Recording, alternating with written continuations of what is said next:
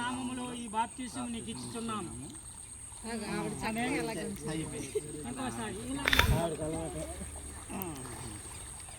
ఇంకొకసారి ఇంకేంటి భయపడిపోయింది వెనక్కి కాలు ఎత్తిస్తే మరి అలా ఎత్తిస్తే మాకు ఇప్పుడు అలవాట్లేదు ఇంటికి పడిపోద్ది అక్కడ అన్నారు కదా. కుమారుని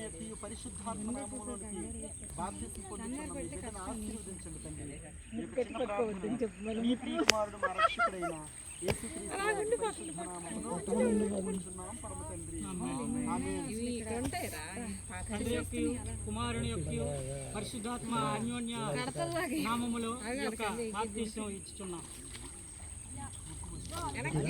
వెనక్కి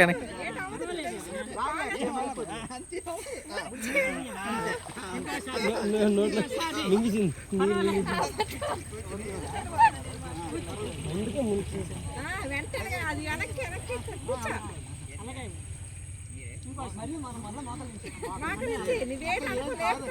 అమ్మా నువ్వు టెన్షన్ పడక అలగుండు వెనక్కి వెనక్కి ముక్కు పట్టుకో టెన్షన్ పడక అంతే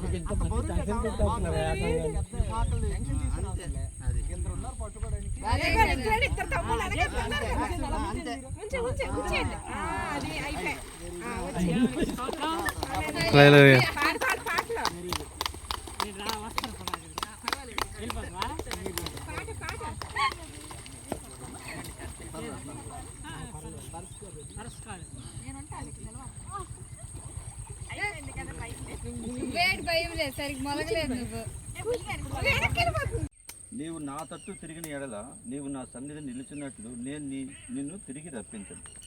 ఈరోజు ప్రభువు ఆయన సన్నిధికి మిమ్మల్ని సంపూర్ణంగా పిలుస్తున్నారన్నమాట, రప్పిస్తున్నారు. ఏమమ్మా, ఏవి నీచములు ఏవి ఘనములు నీవు గుర్తుపట్టిన ఎడల నీవు నా నోటి వలె ఉంటావు కదా.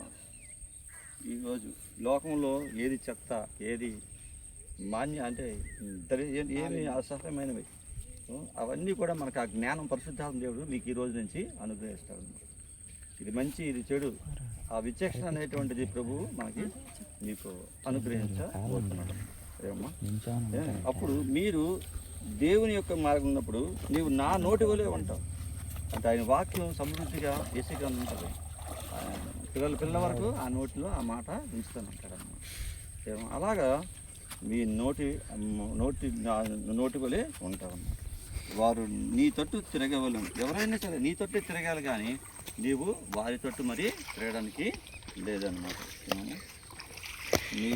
వారు నీ తట్టునకు తిరగవలను. ఎవరైనా సరే నీ తట్టు తిరగాలి తప్ప నీవు ఇంకా అటువైపు ఆ మార్గంలోకి వెళ్ళడానికి మరి లేదన్నమాట.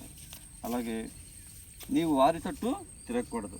దేవుడిని ఆజ్ఞాపిస్తున్నాడు అన్నమాట. ఈ రోజు నుంచి వాళ్ళ తట్టు ఇంకా తిరగడానికి లేదు. ఎవరైనా సరే నీ తట్టే తిరగాలి. అప్పుడు ఎలాగుంటావు వాటి నువ్వు పడగొట్టజాలని ఇత్తడి ప్రాకారంగా ఉంటావు.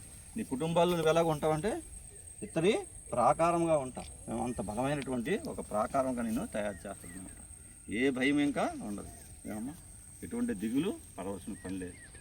ఏదైనా చెప్పాను కదా వాక్యం, ఎటువంటి బాధ కానీ ఇరుగు కానీ ఇబ్బంది కానీ ప్రతికూలమైన పరిస్థితి వచ్చినా సరే మనం తట్టుకునే శక్తి ప్రభు అనుగ్రహిస్తాడు. ఏమమ్మా, దానికోసం మనం ఇదంతా కూడా సిద్ధపాటు మనం నిత్య జీవానికి ఇది మొదటి మెట్టు అన్నమాట. మిమ్మల్ని ఎవరు బలవంతం చేసేది లేదు కదా. మీ నోటితో మనం ఒప్పుకొని ప్రభు మన కోసం పుట్టాడు, యేసుక్రీస్తు తన యొక్క గొప్ప సింహాసనం విడిచిపెట్టి మన కోసం ఈ లోకంలోకి వచ్చి ఏమమ్మా తను చనిపోయి తను మరలా సమాధి చేయబడి మూడవ రోజున లేచి ఆరోహణ అయ్యాడు. పునరుత్థానుడై ఆరోహణ అయ్యాడు. ఈ విశ్వాసం మనల్ని క్రైస్తవునిగా నిలబెడుతుంది అన్నమాట. ఎవరు అదే చెప్పాలన్నమాట. ఎందుకు నువ్వు క్రైస్తవు అయ్యాడంటే అందుకే అయ్యాం క్రైస్తవు. మన కోసం ఆయన చనిపోయాడు. ఆయన రక్తాన్ని మన కోసం చిందించి మన నీతిమంతుడిగా మార్చడానికి రక్తాన్ని నిశ్చయించాడన్నమాట. అందుకు మనం నీతిమంతులు ఇప్పుడు మనము నీతిమంతులు. అందుకు ఎవరైనా మన తొట్టే తిరగాలి తప్ప ఇంకొకరికి మనం తిరగడానికి లేదన్నమాట. రవి కొద్ది మగ్గులు జీవించి ఆత్మ పరంపర చేయండి.